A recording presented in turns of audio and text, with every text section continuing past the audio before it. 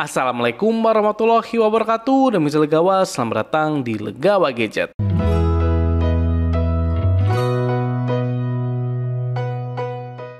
Sebelumnya jangan lupa untuk klik tombol subscribe untuk support channel Legawa Gadget. Terima kasih.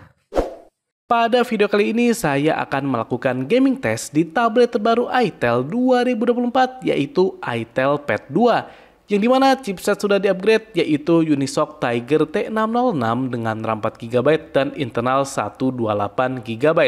Memiliki layar yang luas 10,1 inci HD plus 60Hz, kira-kira bagaimana performa gaming dari tablet ini?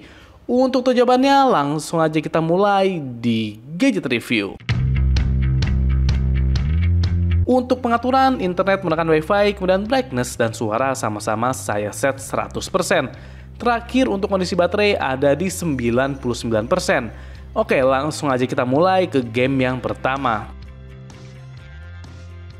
Seperti biasa, game yang pertama adalah Mobile Legends. Untuk grafik ini mantap, soalnya bisa sampai di ultra dengan framerate sampai di super. Cuma karena layar supportnya di 60Hz sehingga saya bermain di framerate high dengan grafik yang sesuai dengan rekomendasi, yaitu high rata kanan. Untuk gameplay, performa tablet ini bisa diandalkan soalnya untuk gameplaynya itu lancar, gerakannya cukup smooth, dan jarang terasa lag atau patah-patah yang sampai mengganggu. Untuk main Mobile Legends, touch layarnya juga saya rasa masih oke.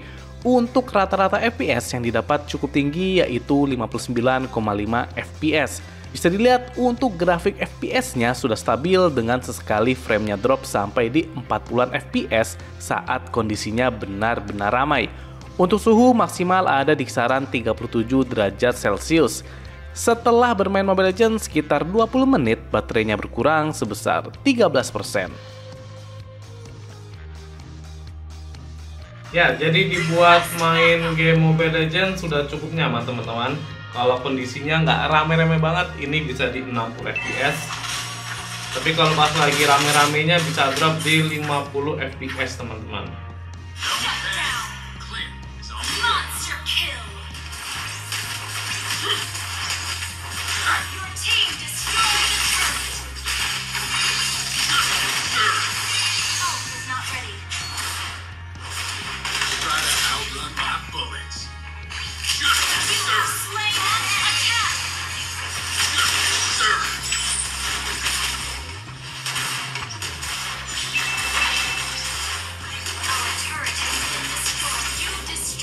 Ya, masih cukup lancar di 60 fps, bisa dilihat kondisi cukup ramai.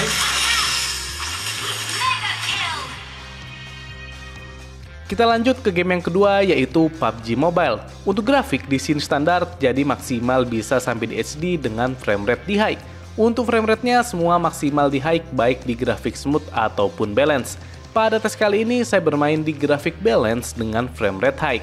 Untuk gameplay, saya rasa framerate high masih terasa kurang smooth, ditambah lagi untuk gerakan layarnya terkadang terasa agak rendet-rendet. Untuk gyroscope juga tidak tersedia sehingga saya rasa digunakan untuk bermain PUBG Mobile kurang recommended. Untuk rata-rata FPS ada di 24,1 FPS. Bisa dilihat untuk grafik FPS-nya sudah sangat stabil. Cuma sangat disayangkan framerate-nya cuma di high saja. Untuk suhu maksimal ada di kisaran 38 derajat Celcius. Setelah bermain PUBG Mobile sekitar 19 menit, baterainya berkurang sebesar 12%.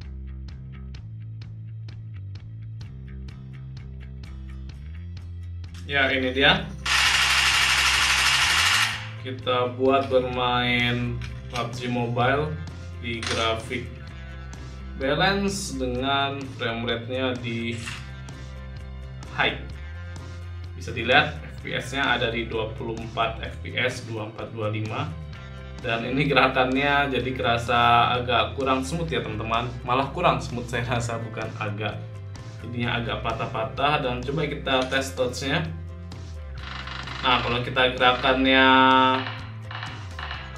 pendek kayak gini bisa dilihat ya, ini touch-nya agak rendet-rendet teman-teman.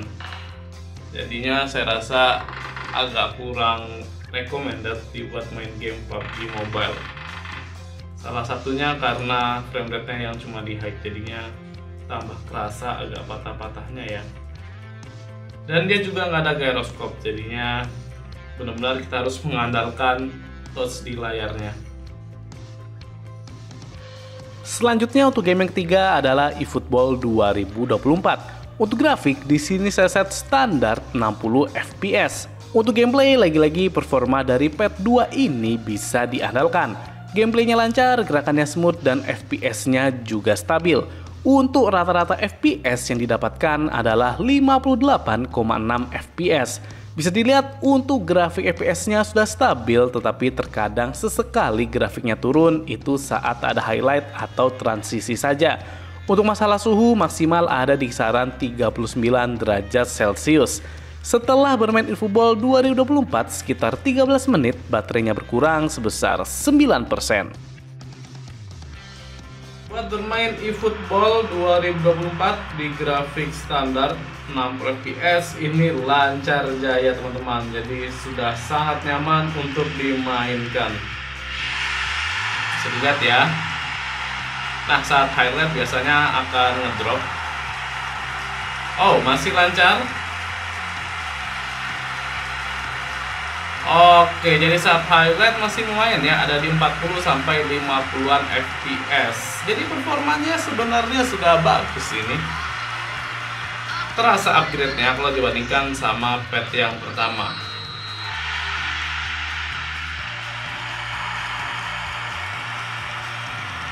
Bisa dilihat ini gerakannya smooth.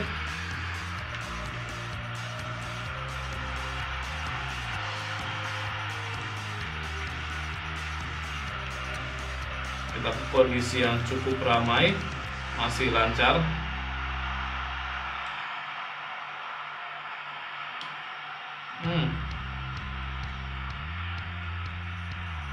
Kita masuk ke game yang keempat, yaitu COD Mobile. Melihat performa yang menjanjikan sebelumnya, sehingga pada tes kali ini saya bermain di grafik maksimalnya, yaitu medium dengan frame rate high. Bermain di mode multiplayer dengan grafik medium, ternyata performa PES 2 ini masih bisa diandalkan. Gameplaynya lumayan lancar, jarang terjadi lag atau patah-patah yang sampai mengganggu.